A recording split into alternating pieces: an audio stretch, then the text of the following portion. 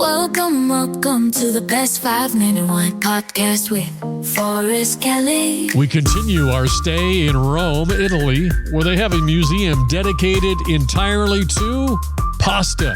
It starts with the invention of dried pasta, which of course allowed it to be stored indefinitely and shipped all over the world. And one of the best places to get pasta, Rimessa Roscioli. Right, Lindsay? Exactly. Best 5-minute wine podcast. Visually, what do we see when we walk in the storefront? Are we opening the door and we get the bell on the top of the door dinging? We love to call the the restaurant, we say Rosciolizing. It's easier to say it in Italian, but like Rosciolizing, basically, which is taking the whole room is covered from floor to ceiling, more or less, with different wines, foods, our gastronomy, extra virgin olive oils, semi-dried cherry tomatoes, all different jars, tuna, all sorts of possible things you can imagine that to eat and drink.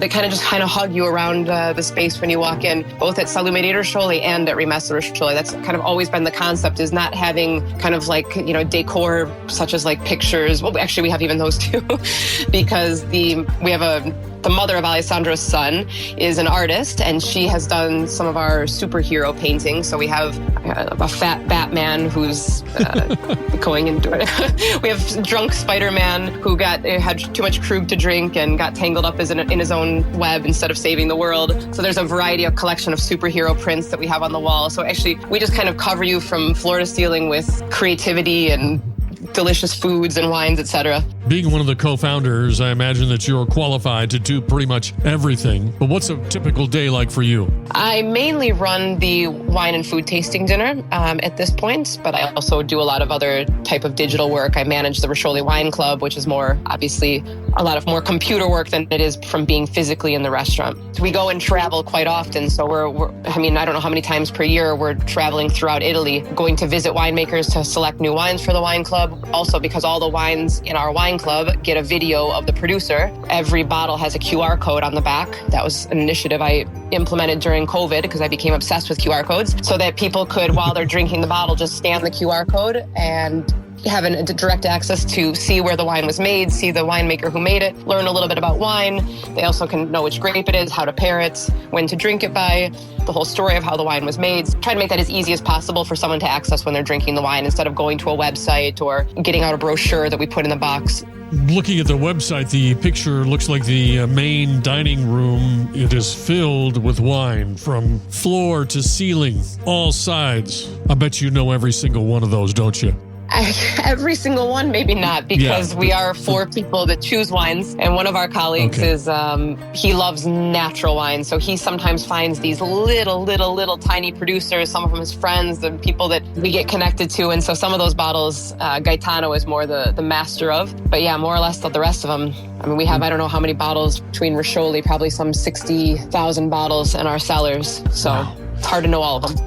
Now, when you say natural wine, is that a category? It's a category that's the French are trying to put some parameters around it, but it's a term that's used a bit as people please. So there's not really a proper definition around what makes a natural wine. As some people would like to say, a natural wine is vinegar.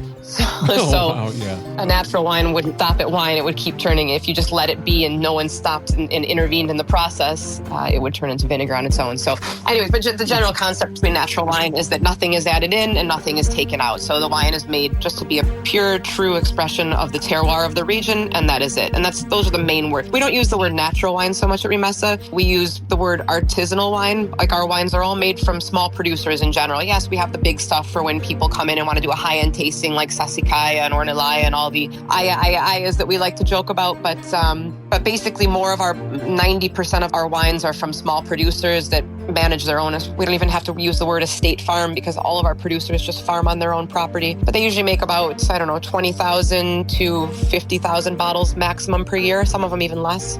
And those are the wines that you don't have to worry that they're adding in all the additives, because they don't mind if one bottle is different from the other. It's when you have the wines, obviously, that are being made in the 10 million, 20 million, 200 millions per year, that every single bottle has to taste the same. And those wines are the ones that have to be manipulated to always be giving specific taste to the mass market. The best 5-minute wine podcast. Don't forget my favorite part. Please like and follow. Oh.